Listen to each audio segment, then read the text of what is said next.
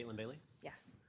Hello, my name is Kaytlin Bailey. I'm the Director of Communications for Decriminalize Sex Work, which is a New York-based national advocacy organization.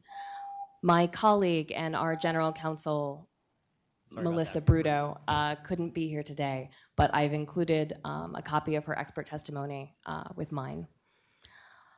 There have been a lot of policy experts and advocates and academics to explain why decriminalizing sex work improves the health and safety of communities. I wanted to focus my remarks on my own personal experience. When I first moved to New York, I was 26 years old, and I met a handsome, smart guy with an Irish accent, and I fell madly in love very quickly. A few months into our relationship, I told him that at 17 and 18 years old, I worked as a full-service escort in Raleigh, North Carolina, and he threw me up against a wall. I was terrified, and I knew that I needed help, and I also knew that I couldn't call the police, because even though it had been 7 years since I had sold sex, I knew that as soon as the scary man told a police officer what I had done, I might have ended up in handcuffs. Many sex workers know that. And I am not alone, because everywhere that sex work is criminalized, the overwhelming majority of sex workers and trafficking victims will not report crimes that are committed against them. We're afraid. We're afraid of being outed, we're afraid of being harassed, and we're afraid of being arrested. I was afraid. He told me, as the abuse continued, that if I tried to leave him, he would tell my family. I knew that that would break their heart, and so I stayed. I felt trapped and I felt helpless, and even though I felt very much alone, I know that my story is not unique.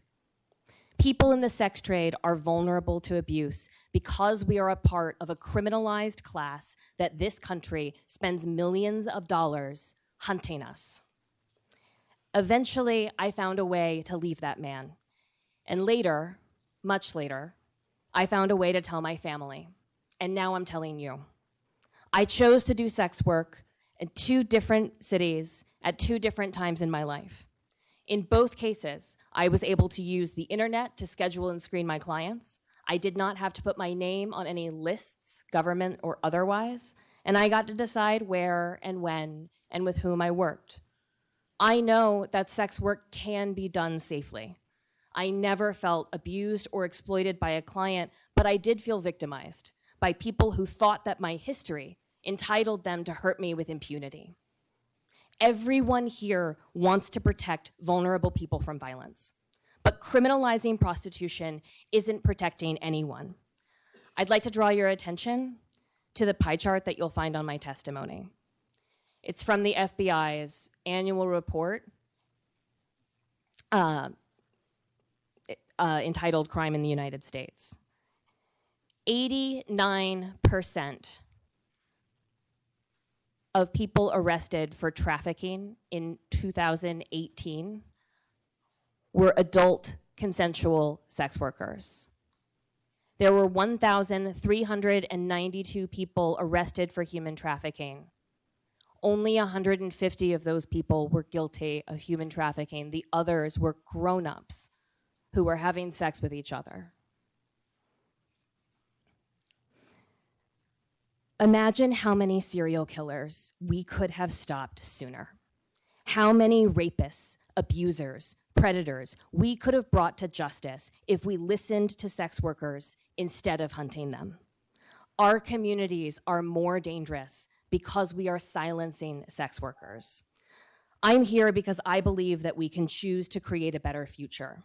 We can encourage sex workers to lend their voices to the Me Too movement.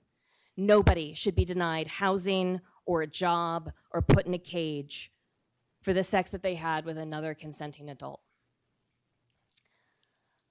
I told my father about my history. He's a Green Beret who served in 3 wars and served our country for 30 years. He supports me today because he agrees that putting grown-ups in jail for engaging in consensual sex with each other isn't just wrong, it's stupid. I'd like to draw your attention to my colleague's testimony. On the last page of her 3-page testimony, you'll find a footnote that references the UK's own Department of Justice. They released a report last month, September of 2019, assessing their implication of what we've come to call the Nordic model or end demand. If you look at that study, you'll see that it didn't achieve any of its goals, even after 11 years of aggressive implementation. Thank you. Thank you. Thank you all very much for your testimony, as well as for sharing your own personal stories and experiences. So Goba, I was going to ask you, if you don't mind being able to share a little more. Totally. If part of the conversation is related to sex workers' trust or lack thereof in terms of being able to, when experiencing violence or trauma, of being able to go to a police officer. Could you, again, to whatever degree you would like to, what is your perception of or hear from others in terms of the ability of trust or faith in terms of going to the authorities? Because at least what we've continued to hear, of course, is that is then going to turn right back on you from a criminal perspective. And then should the legislation move forward in either its current or some variety of it moving forward, how would you see that relationship changing in the event that you needed to report some type of assault or violence? Yeah, no, I mean, in Baltimore right now on the books, police officers can use condoms as evidence.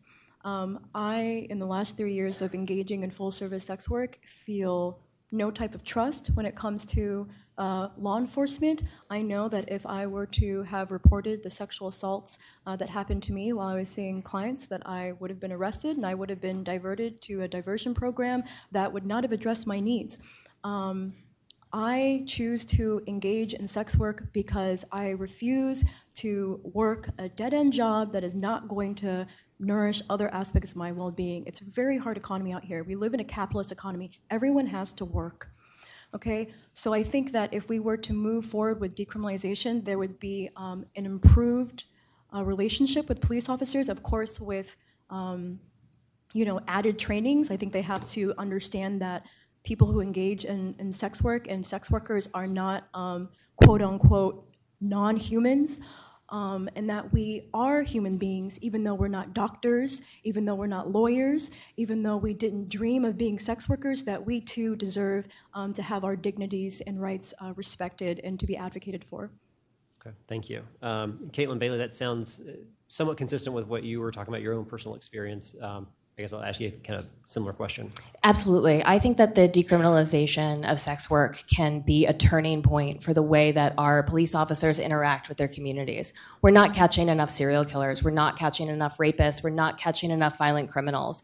We're focused on things that are euphemistically called quality of life or broken windows, and we're wasting our police officers' time rounding up consensual adults when that law enforcement energy could be directed at people in our communities that are hurting us. Okay. I know that researchers in New Zealand, after New Zealand decriminalized sex prostitution in 2003, have seen a dramatic change in the way that sex workers interact with law enforcement officers, reporting crimes committed against them. One story that I found very touching was a young woman who was engaged in sex work had a client that refused to pay her. She called up the Prostitute Reform Act, which acts as kind of like I wouldn't call it a union, it's sort of a loose organization for sex worker advocacy. They called a police officer who called the client and told him that if he didn't pay her, he'd be charged with rape. That's how it should be. All right, thank you. Mr. Grasso? Thank you. You asked the question I was going to ask, and it was really well answered. I don't have any further questions. I appreciate all of y'all being here today. Thank you. Okay, great. Thank you all very much. All right, our next panel, I have Mary